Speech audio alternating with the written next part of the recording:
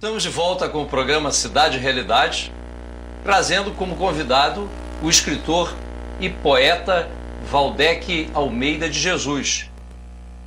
Boa tarde, Valdec, como vai? Tudo ótimo. É importante salientar que Valdec é um escritor de sucesso, já com 8 títulos, 8 livros editados. Fala um pouco da sua atividade. Você vem da Bahia, não é mesmo? Exatamente. Nasceu na Bahia? Nasci em Jequié, no interior da Bahia. E família pobre, pequena, a gente acabou tendo que morar na fazenda. E lá eu tive contato com poesias, né? E a partir daí, a partir dos 12 anos, eu me encantei pela linguagem poética e comecei a escrever. Aí daí não parei mais. Pois é, mas há 30 anos então você escreve, mas seus livros começaram a ser editados em 2005.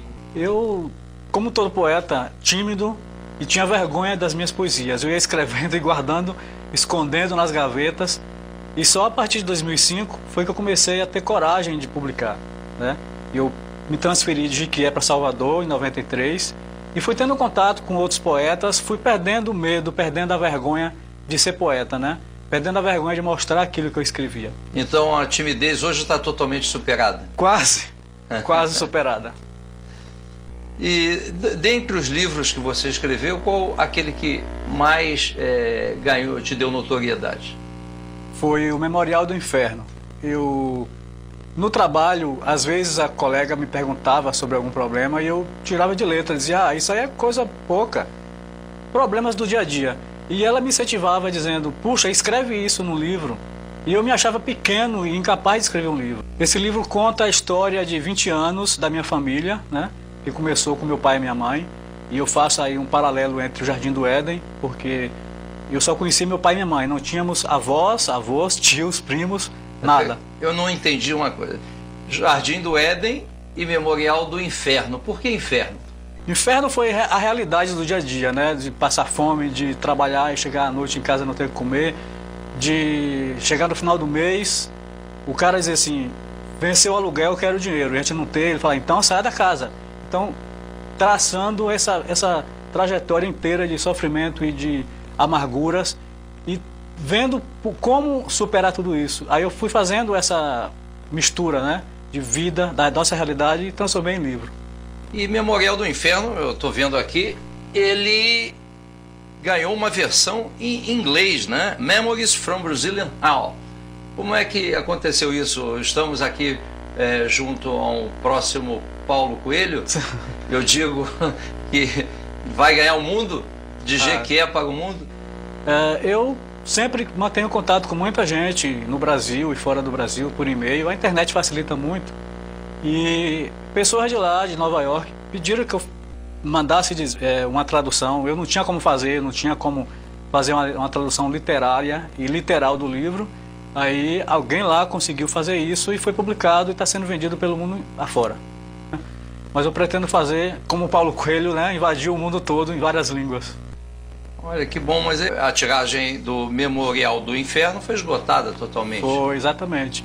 Eu lancei a primeira edição em 2005, doando a renda inteira para as obras sociais da Irmã Dulce, e esgotou completamente no lançamento. Aí eu fiz uma nova edição em 2007, que a história é muito interessante, muito intrigante, e o leitor não consegue parar de ler.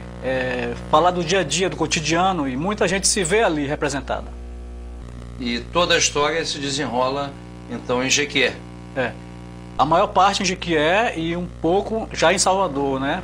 E minha mãe ficava indo e vindo de Jequié para Salvador, algumas vezes em São Paulo, e aí tem um pouquinho também de São Paulo, mas a maior parte é em Jequié. Mas é um romance que tem características universais, né? Porque trata do dia a dia de qualquer família que luta, né? Que se empenha para cuidar dos seus filhos, para formar os seus filhos. Inclusive você, o Valdec, foi para o exterior diversas vezes, eu estive vendo aqui em seus dados. Essas experiências no exterior também influenciaram as suas obras? Influenciaram sim, muito. Porque a gente está acostumado a ver o mundo pequeno, olhar sempre para o umbigo. E eu sempre gostei de olhar o mundo com outros olhos, com lente de aumento. E para você enxergar com outros olhos, tinha que falar inglês, tinha que falar um pouco de espanhol. Aí eu fui fazer um curso. Aí desse curso eu me interessei, me senti incentivado a conhecer os Estados Unidos. Passei alguns meses em Nova York por 2 oportunidades. Fui também a Madrid, passei também em Cuba, Venezuela, Peru, Argentina. E fui pegando de cada lugar desse um pouquinho da cultura deles e levando também um pouco da minha experiência, fazendo essa troca, né? Esse intercâmbio cultural. Você tem uma preocupação social e uma preocupação, e isso te leva a um engajamento com movimentos sociais? Leva sim. Eu sou de origem humilde, hoje eu posso me classificar pelos padrões do IBGE como de classe média. Então eu sei como foi a vida, né? Difícil, e sei que... Como foi a ascensão, né? A ascensão. E muita gente continua, muitas pessoas que eu conheci na minha infância, na minha juventude, continuam passando pelos problemas e continuam lá naquele lugar. E morando em Salvador, eu comecei a perceber também a grande diversidade e a grande disparidade, né, da divisão da renda nacional. A gente vê edifícios de 20, 30 andares e ao lado um casebre. Isso revolta e isso está retratado em minhas obras. Isso está em forma de denúncia nas minhas poesias, nas crônicas, nos artigos que eu escrevo. Isso não consigo separar o Waldeck escritor, o Waldeck poeta, do Waldeck cidadão, do Waldeck ator social.